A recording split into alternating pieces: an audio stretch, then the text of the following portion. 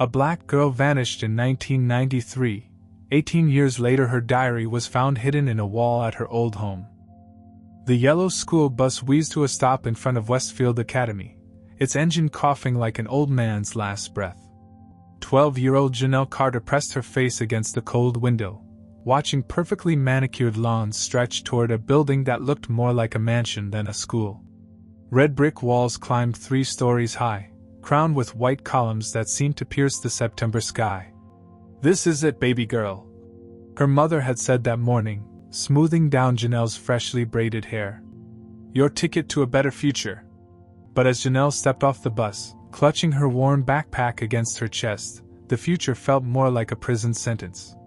The other students flowing through the massive front doors looked like they belonged in a magazine, their clothes crisp, their smiles easy, their laughter floating on air that smelled of expensive perfume and possibility. Janelle's sneakers squeaked against the marble floor as she followed the crowd inside. The ceiling soared above her, decorated with paintings of serious-looking white men in military uniforms. Their eyes seemed to follow her as she walked, making her skin crawl with the weight of their judgment. "You must be our new scholarship student," a voice said behind her. Janelle turned to find a tall woman with silver hair pulled back in a tight bun. Her smile was the kind that didn't reach her eyes, like a mask someone forgot to take off. "I'm Mrs. Langford, your homeroom teacher," the woman continued, her voice honey-sweet but somehow cold. "We're so excited to have you join our little family here at Westfield." The word family felt strange coming from her lips, like a foreign language she was trying to speak but couldn't quite master. "Thank you, ma'am," Janelle replied, the words her mother had drilled into her tumbling out automatically. Mrs. Langford's eyes flickered up and down, taking in Janelle's second-hand uniform and scuffed shoes. "Well, let's get you to class, shall we? We have high expectations here, and I'm sure you'll do your best to fit in." The way she said fit in made Janelle's stomach twist into knots. The first few weeks blurred together like a bad dream. In English class, when Janelle raised her hand to answer a question about To Kill a Mockingbird, the teacher looked surprised, as if she hadn't expected Janelle to actually read the book. When she scored the highest on the math quiz, her classmates whispered among themselves, their eyes cutting toward her like she was some kind of circus act. Lunch was the worst part. The cafeteria buzzed with chatter and laughter, but Janelle sat alone at a corner table, picking at her sandwich while trying to ignore the stares. She had tried sitting with different groups, but conversations would die the moment she approached, replaced by polite smiles that felt like walls. "Honey, you look lonely," a gentle voice said one Tuesday afternoon. Janelle looked up to see a woman in a gray janitor's uniform standing beside her table. She was older, maybe 60, with kind eyes and calloused hands that spoke of hard work and honest living. "I'm Mrs. Edith," the woman said, sitting down across from Janelle without invitation. "Been working here for 23 years, and I've seen plenty of kids come and go. But I ain't never seen one look as lost as you do right now." For the first time since arriving at Westfield, Janelle felt like someone actually saw her, not the scholarship student, not the diversity poster child, just her. "It's hard being the only one," Janelle admitted, her voice barely above a whisper. Mrs. Edith nodded slowly. "I imagine it is. But let me tell you something, child. You're stronger than you know. Don't let them make you small." From that day forward, Mrs. Edith became Janelle's sanctuary. They would talk during lunch, sharing stories and quiet laughs. Mrs. Edith told her about her own granddaughter, who was about Janelle's age, and Janelle found herself opening up about her dreams of becoming a writer. "You keep writing, honey," Mrs. Edith would say. "Words have power. They can change the world." It was Mrs. Edith who first noticed the change in Janelle after Mrs. Langford started her special attention. The teacher had approached Janelle after class one crisp October morning, her smile wider than usual. "Janelle, dear, I've been watching your work, and I'm impressed," Mrs. Langford had said. "I run a small study group after school for my most promising students. Would you be interested in joining us?" The invitation felt like a golden ticket, a sign that maybe she was finally being accepted. Janelle's parents were thrilled when she told them. "See? her father had said, beaming with pride. "I told you that school would see how special you are." But Mrs. Edith's expression had darkened when Janelle mentioned the study group during lunch the next day. "What kind of studying?" Mrs. Edith asked, her voice sharp with concern. "I don't know yet," Janelle replied. "Mrs. Langford said it was for advanced students. She said I have potential." Mrs. Edith was quiet for a long moment, stirring her coffee with more force than necessary. "Just be careful, honey. Some doors are better left closed." The warning hung in the air like smoke, but Janelle brushed it off. She was finally being noticed, finally being seen as more than just a scholarship kid. What could possibly be wrong with that? As October faded into November, Janelle started carrying a small diary with her everywhere, a gift from her grandmother for her birthday. She wrote in it every night, documenting her days at Westfield, her growing friendship with Mrs. Edith, and her excitement about the mysterious study group that was supposed to start soon. But if she had known what was waiting for her behind the locked door of room 237, she might have listened to Mrs. Edith's warning. She might have run home to her parents' embrace and never looked back. Instead, she walked forward into the darkness, her diary clutched in her hand, ready to record whatever came next. November arrived with the kind of biting cold that made promises feel like lies. Janelle's breath formed small clouds as she hurried down the empty hallway toward room 237, her heart hammering against her ribs. The study group was finally starting, and she was 15 minutes late. The hallway felt different after hours, longer, darker, filled with shadows that seemed to reach for her ankles. The cheerful bulletin boards and colorful posters that brightened the walls during the day now looked like watching eyes in the dim, emergency lighting. She found room 237 at the end of the corridor, its heavy wooden door firmly shut. Janelle raised her hand to knock, but stopped when she heard voices inside, Mrs. Langford's honey-sweet tone mixed with something else. "Crying? Now, Mrs. Langford was saying. "You know the rules. No tears during observation time." Janelle pressed her ear to the door, her stomach dropping like a stone in deep water. Through the thick wood, she could make out the sound of at least 3 other students, their breathing shallow and quick, like scared animals. When she finally knocked, the room went completely silent. The door opened just a crack, revealing Mrs. Langford's pale eye peering out. "Janelle! You're late, dear. We've already begun today's session." "I'm sorry, Mrs. Langford. I got lost trying to find." "No excuses, child. Come in quickly." The door swung open, and Janelle stepped into a room that felt nothing like the bright classrooms she knew. Heavy curtains blocked the windows, and the fluorescent lights had been replaced with dim yellow bulbs that cast everything in sickly shadows. 4 students sat in chairs arranged in a perfect circle, their hands folded in their laps, their eyes staring straight ahead.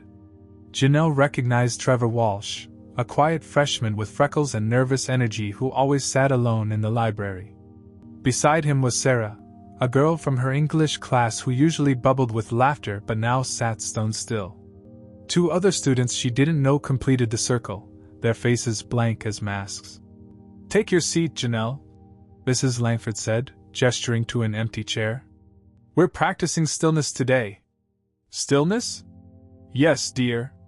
The ability to be completely quiet with your thoughts. It's an important skill for special students like yourselves." Mrs. Langford moved to the center of the circle, her heels clicking against the linoleum floor.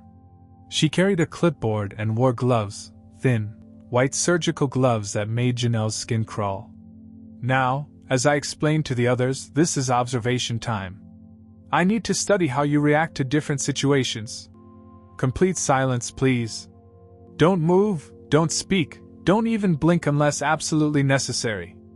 The next hour passed like a nightmare. Mrs. Langford circled them slowly, writing notes on her clipboard, occasionally stopping to shine a small flashlight directly into their eyes. She would lean in close, her breath smelling of coffee and something medicinal, and whisper things that made no sense.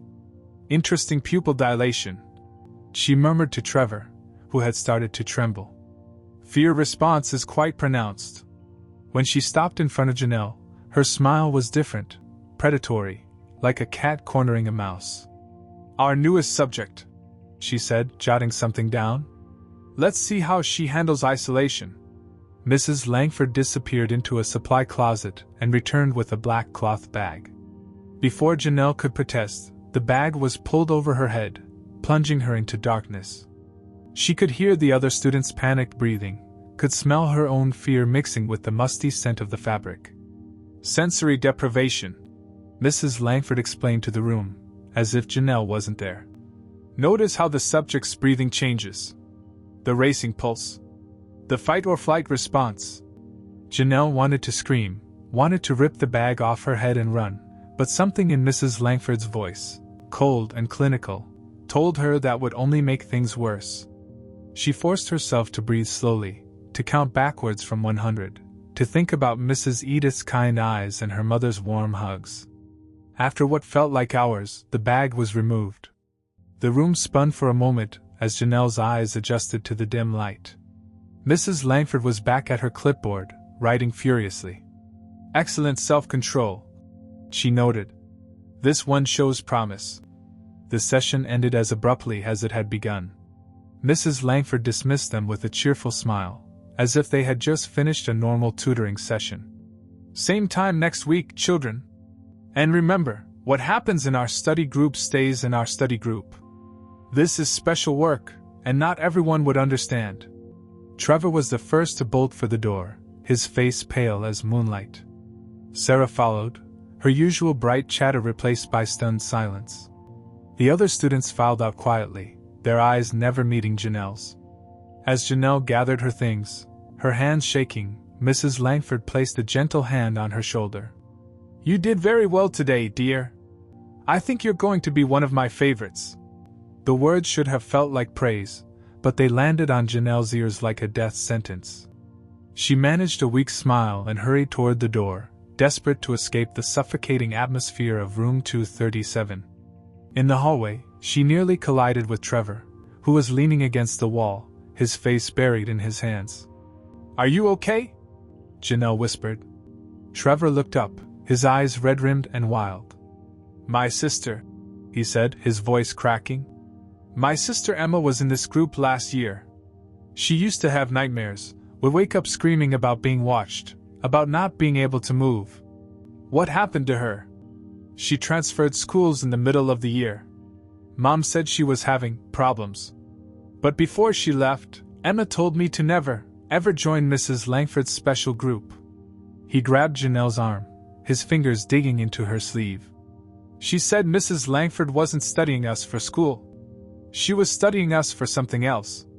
Something bad." A chill ran down Janelle's spine as Trevor's words echoed in the empty hallway.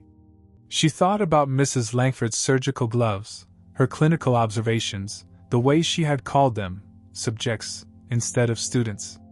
"We have to tell someone," Janelle said. Trevor shook his head violently. "Emma tried. No one believed her. They said she was making up stories, that she was just struggling to adjust. Who's going to believe us?" As they walked toward the front exit, Janelle's mind raced. She thought about her diary, hidden in her bedroom at home, where she had been documenting her experiences at Westfield. Maybe Trevor was right. Maybe no one would believe them. But at least she could write it all down. At least someone would know the truth, even if they couldn't speak it aloud. She didn't know that Mrs. Langford was watching them from the shadows, her pale eyes following their every move, her smile sharp as a blade. 18 years later. The sledgehammer connected with the drywall with a satisfying crash, sending white dust cascading across the plastic-covered floor. Darren Morgan wiped sweat from his forehead and grinned at his wife, who was perched on a ladder painting the ceiling a cheerful yellow.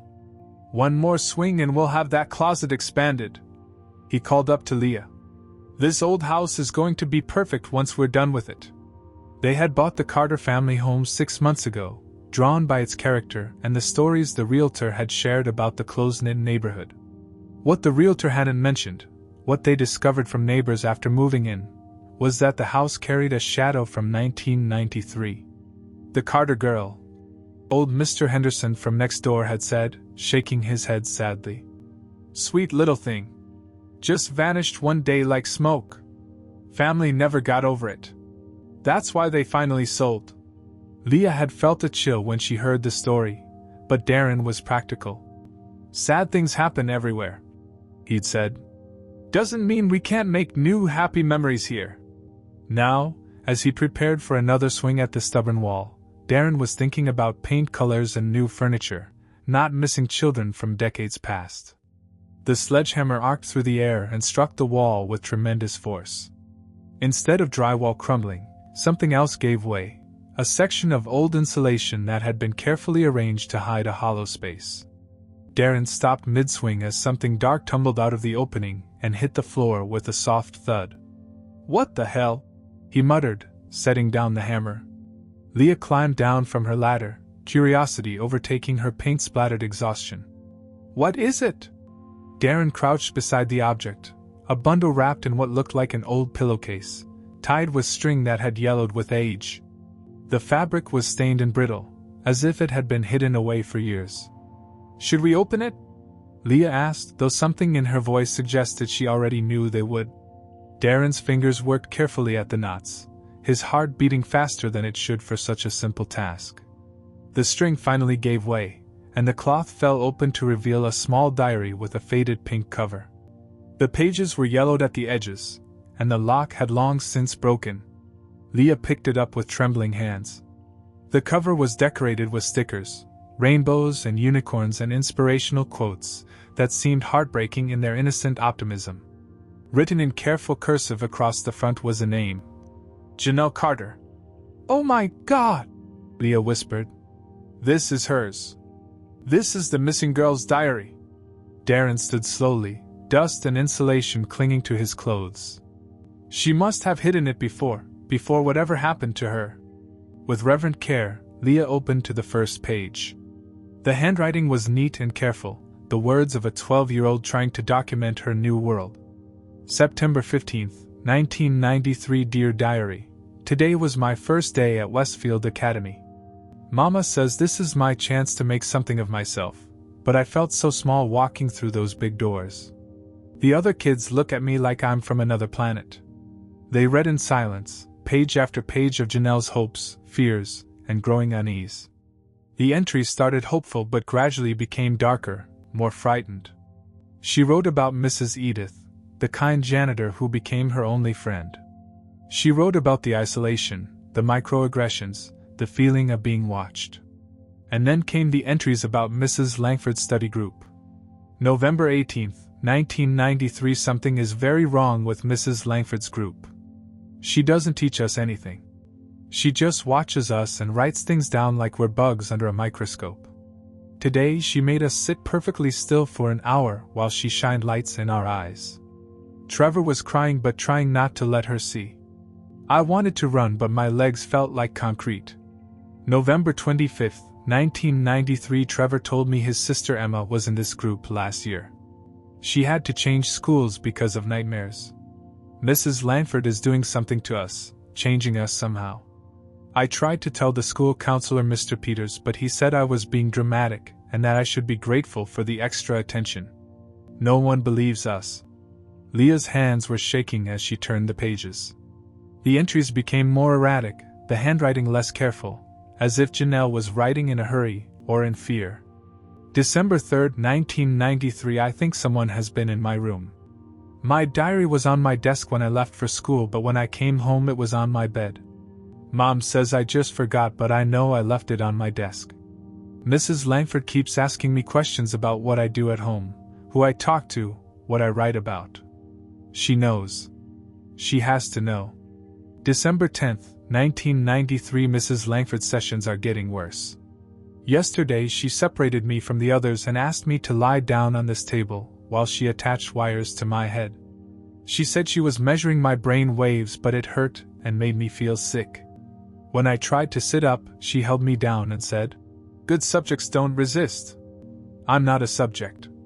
I'm a person. But I don't think she sees the difference.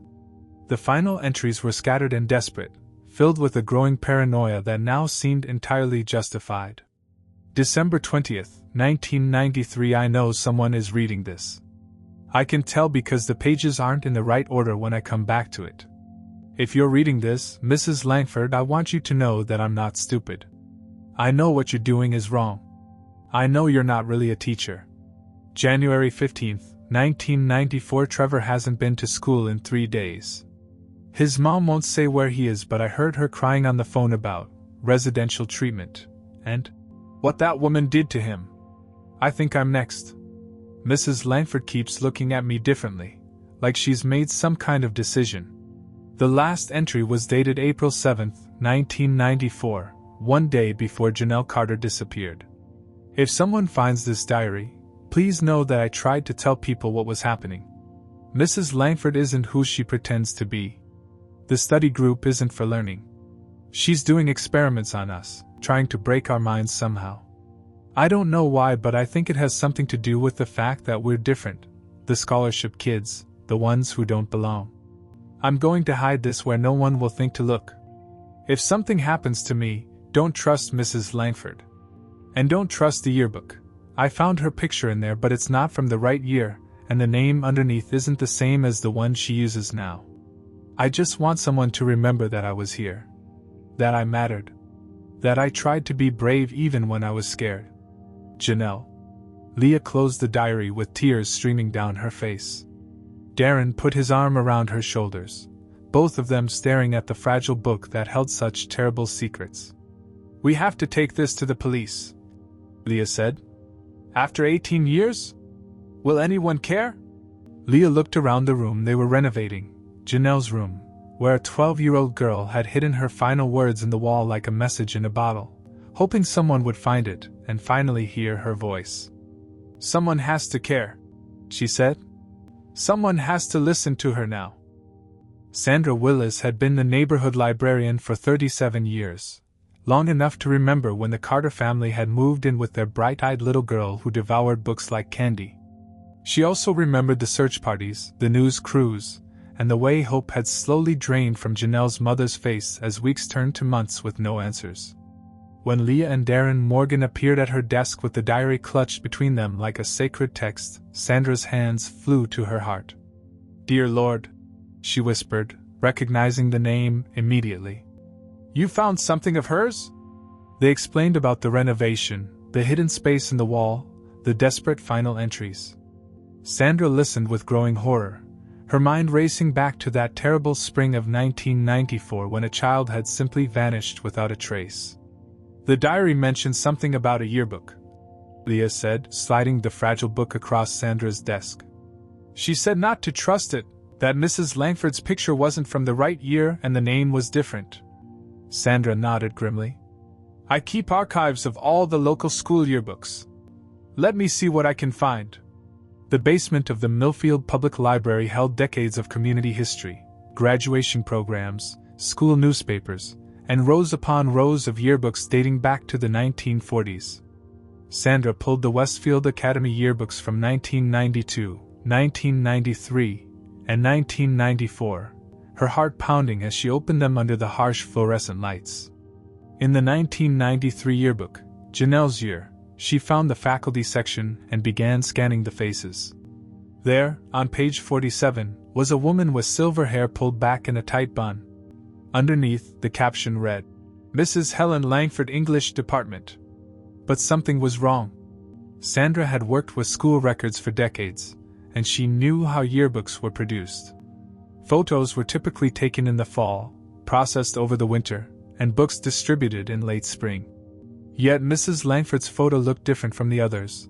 The lighting was off, the background didn't match, and the image quality was grainy, as if it had been copied from somewhere else. "That's not right," Sandra muttered, pulling out her magnifying glass. She compared it to the 1992 yearbook. No Mrs. Langford anywhere. She checked the 1994 edition, again, no sign of her. It was as if she had appeared for exactly 1 year, and then vanished like smoke. Sandra climbed back upstairs and called Westfield Academy's main office. After being transferred 3 times, she finally reached the school's records coordinator, Mrs. Patterson. "I'm researching a former faculty member," Sandra explained. "Helen Langford, Who taught English in 1993?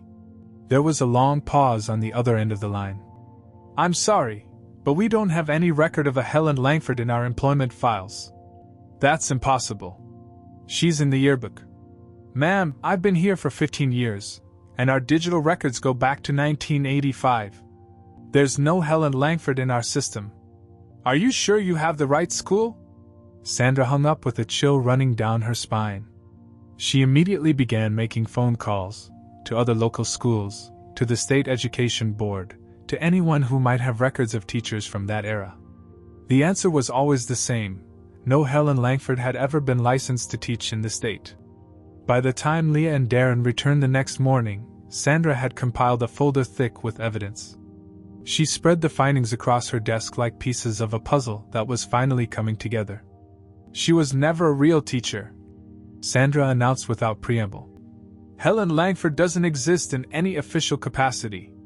No teaching license, no employment records, no background check on file. Darren whistled low. Then who was she? That's what we need to find out. Sandra opened the 1993 yearbook and pointed to the suspicious photo. This picture was doctored. I contacted a friend who works in photo restoration, and she confirmed it. This image was inserted into the layout after the fact. Leah stared at the photo, at the cold eyes and calculated smile. So she infiltrated the school somehow. But why? What was she after? Sandra had been wondering the same thing. She had spent the morning tracking down former students from that era, and the conversations had been disturbing. I reached out to several alumni from Janelle's class, she said, pulling out a notepad covered in her careful handwriting. Most of them remember the study group, but their memories are fuzzy. They remember feeling uncomfortable, but they can't quite say why. Several mentioned having nightmares for months afterward. She flipped to a new page. But one former student, Marcus Webb, remembered something specific. He said Mrs. Langford asked a lot of questions about their families, what their parents did for work, whether they had any relatives in law enforcement, if they ever traveled out of state. She was gathering intelligence, Darren said, the pieces clicking into place. But on 12-year-olds? That doesn't make sense. Sandra's expression was grim. It does if you consider what Janelle wrote about being targeted for being different. The scholarship kids, the ones who didn't fit the typical Westfield profile. What if Mrs. Langford wasn't interested in the children themselves, but in their families? She pulled out a copy of the integration program that had brought Janelle to Westfield. This program was federally funded, designed to identify gifted children from underserved communities. The families were thoroughly vetted, background checks, financial records, the works. What if someone wanted access to that information? Leah's eyes widened. You think she was some kind of spy? I think she was someone who saw an opportunity, Sandra replied. Think about it. 1993, height of the Cold War's end, lots of intelligence community restructuring. Someone with access to detailed files on minority families, especially those with children gifted enough to warrant federal attention? That information could be valuable to the right buyer. The room fell silent as the implication sank in. Janelle hadn't just been the victim of a predator, she had been collateral damage in something much larger and more sinister. Sandra reached for her phone. I'm calling Detective Morrison at the county sheriff's office. He worked the original case back in '94. If anyone can help us trace this Helen Langford, it's him. As she dialed, Sandra thought about Janelle's final diary entry, about a 12-year-old girl who had tried so hard to be heard, to warn someone about the danger she sensed but couldn't fully understand. Now, 18 years later, her voice was finally reaching the right ears. And Sandra was determined to make sure that this time, someone would listen. The phone rang once, twice, 3 times before a gruff voice answered. Morrison here. Detective, this is Sandra Willis at the Millfield Library. I'm calling about the Janelle Carter case from 1994. We've found new evidence, and I think you're going to want to see it. Detective Jim Morrison had thought about Janelle Carter at least once a week for 18 years. Her case files sat in his desk drawer, thick with dead ends and unanswered questions. When Sandra Willis called about new evidence, he felt his pulse quicken for the first time in months. 3 days later, after reviewing the diary and Sanders' research, Morrison sat across from a computer analyst at the state police headquarters, watching databases scroll past in blurred lines of text. "Got something," announced Detective Sarah Chin, Morrison's younger partner who specialized in cold cases. Helen Langford appears in exactly 3 places in 1993: the Westfield Academy yearbook, a temporary teaching certificate application that was never processed, and a rental agreement for an apartment in Millfield. "The apartment," Morrison said immediately. "Let's start there." The address led them to a rundown complex on the edge of town that had seen better decades. The current manager, a tired-looking woman named Beth, checked her old records with surprising efficiency. Unit 4B was rented by Helen Langford from August 1993 to May 1994, Beth confirmed. "Paid cash 6 months up front. Left without notice and never got her security deposit back." Morrison felt the familiar tingle of a lead warming up. "Any forwarding address?" "Nothing official, but..." Beth glanced around and lowered her voice. "The previous manager, Mr. Kowalski, he kept his own notes about problem tenants. After he died last year, his daughter found boxes of files in his garage. I still have them." An hour later, they were sitting in Beth's cluttered office, poring over handwritten index cards that Mr. Kowalski had maintained for 40 years. Helen Langford's card contained more information than any official record they'd found. "Real name possibly Diana Hartwell," Morrison read aloud. "Previous address, Arlington, Virginia. Suspicious behavior, frequent late-night visitors, destroyed personal mail, observed burning documents in parking lot." Chen's eyebrows shot up. "Arlington, Virginia? That's 15 minutes from Langley," Morrison finished. "CIA headquarters." The pieces were falling into place with disturbing clarity. They ran Diana Hartwell through federal databases and hit pay dirt. She had worked as a psychological research assistant at a facility outside Washington, D.C. until 1992, when she was terminated for ethical violations involving unauthorized experiments. "She was a real researcher," Chen said, scrolling through the classified file they'd obtained through Morrison's FBI contacts. "Specialized in psychological manipulation and trauma-based behavior modification. Her supervisors noted concerns about her methods becoming increasingly aggressive." Morrison studied Diana Hartwell's personnel photo, the same cold eyes and calculating expression, but with darker hair and a softer jawline. 20 years younger, but unmistakably the same woman who had terrorized children in Westfield Academy's room 237. She went rogue, Morrison realized. Lost her job for experimenting on people, so she created a new identity and found new subjects. Shin pulled up additional files. According to this, her research focused on identifying psychological vulnerabilities in minority populations for intelligence purposes. Something about using childhood trauma to create future assets. The implications made Morrison's stomach turn. Janelle and the other children hadn't been random victims. They had been test subjects in an off-the-books intelligence operation run by a disgraced researcher with a fake teaching certificate. "We need to find her," Morrison said. "Now." It took another week of following digital breadcrumbs, but they finally tracked Diana Hartwell to a small town called Cedar Falls, 2 hours north of Millfield.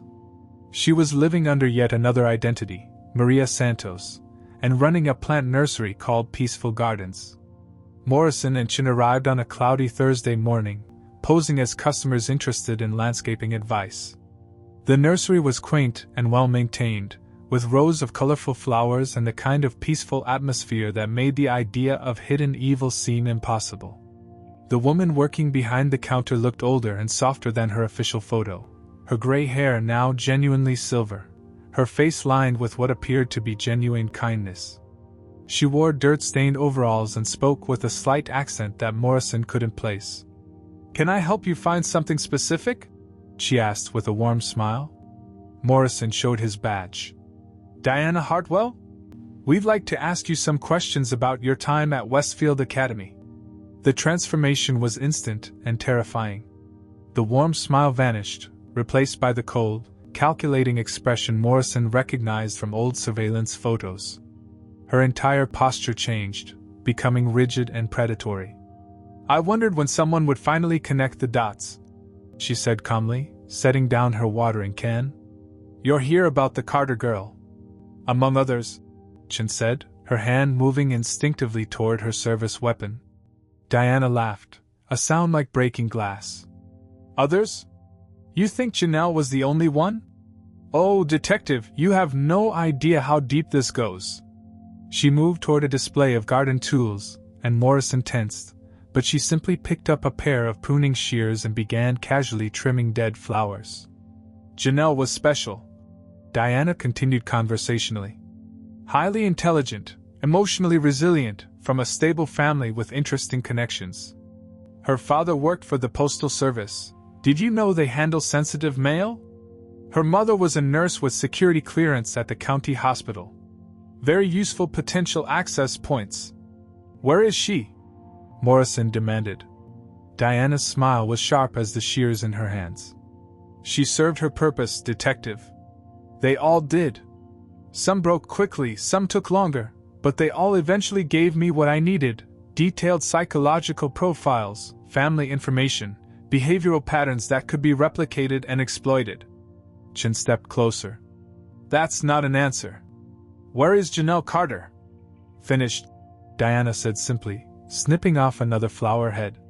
"Has been for 18 years.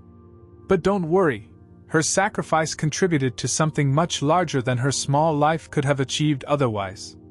Morrison felt rage building in his chest, but he forced himself to stay professional.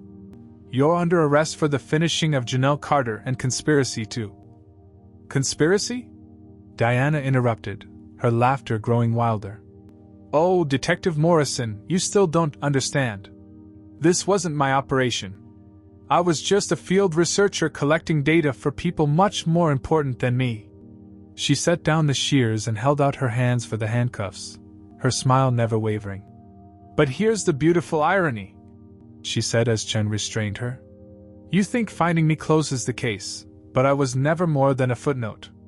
The program I helped develop is still running, still recruiting, still turning broken children into useful assets." As they led her toward the patrol car, Diana called over her shoulder, "You found one ghost, detectives. But there are so many others still out there, still working, still serving their country in ways their families will never know." The nursery fell silent except for the sound of wind chimes and the distant buzz of traffic. Morrison stood among the peaceful flowers, realizing that arresting Diana Hartwell wasn't the end of Janelle's story, it was just the beginning of understanding how deep the darkness truly went. 6 months after Diana Hartwell's arrest, Malik Carter stood in the rebuilt bedroom of his childhood home, holding his sister's diary with hands that still trembled when he thought too hard about what she had endured. At 36, he was a successful architect with a family of his own, but in this moment, he felt like the frightened 10-year-old who had watched his parents slowly break apart after Janelle disappeared.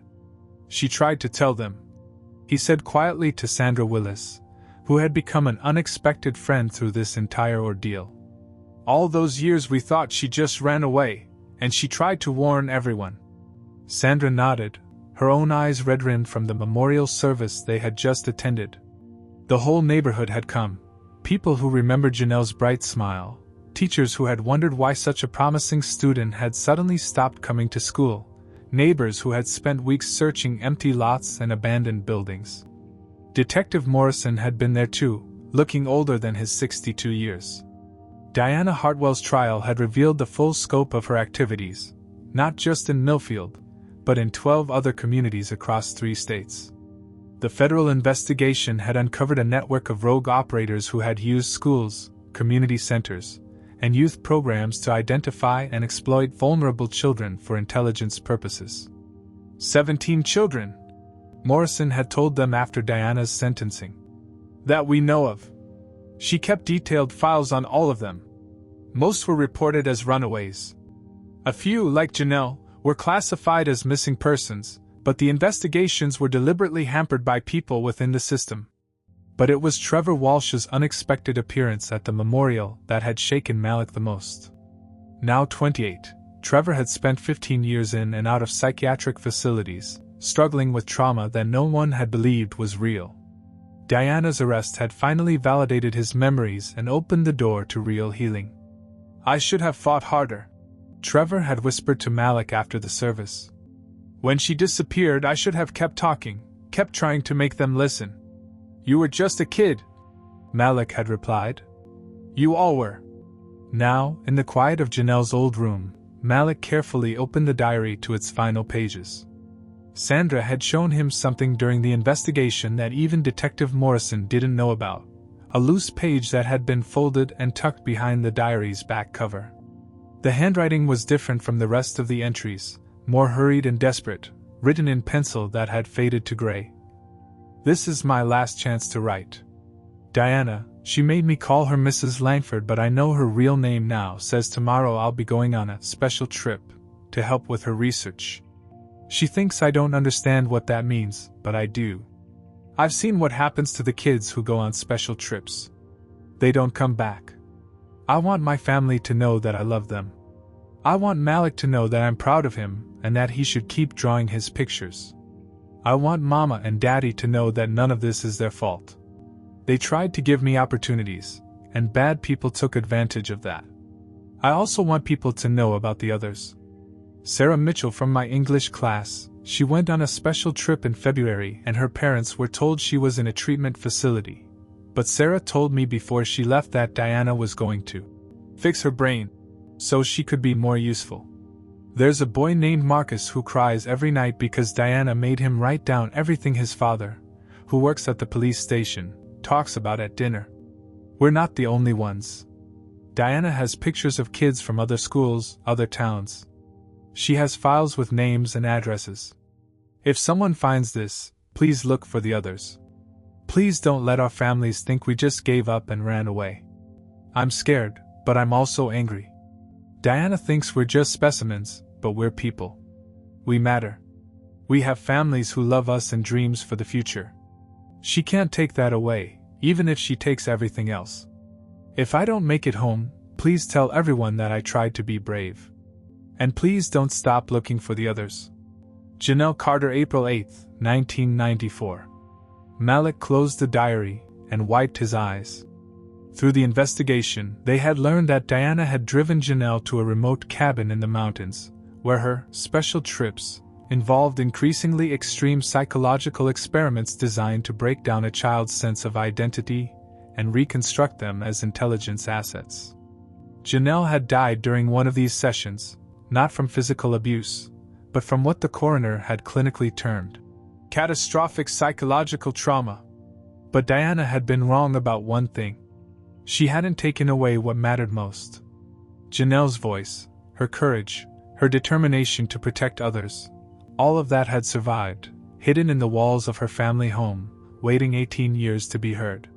Sandra had helped Malik establish the Janelle Carter Foundation, which worked with law enforcement to identify and investigate suspicious disappearances of children from underserved communities.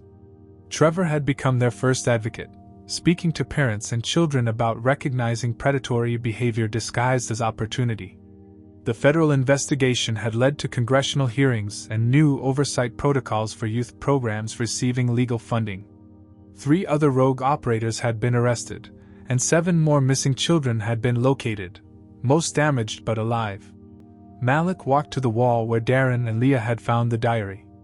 They had kept one section of the original wall intact and built a shadow box around it, creating a permanent memorial. Inside, alongside Janelle's final diary page, were photographs of all 17 known victims and a simple plaque that read, "In memory of children whose voices were silenced but whose truth endures. They were here. They mattered. They were brave." As evening light filtered through the windows, Malik placed his hand on the glass of the shadow box. Somewhere in the distance, he could hear children playing in the park where he and Janelle used to spend summer afternoons, their laughter carrying on the wind like an echo of all the dreams that should have been. "We heard you, Janelle," he whispered. "Finally, we heard you." The diary had given his sister back her voice. Now it was up to the living to make sure that voice was never silenced again. Outside, Sandra Willis was teaching a group of neighborhood children how to recognize the warning signs of predatory adults. Trevor Walsh was speaking to parents about the importance of believing their children's fears. Detective Morrison was reviewing cold cases with new eyes, looking for patterns that had been missed. And in a small shadow box in a rebuilt room, Janelle Carter's words waited to inspire the next person who needed the courage to speak truth to power, to protect the vulnerable, to remember that every voice matters, especially those that whisper from the darkness, begging to be heard.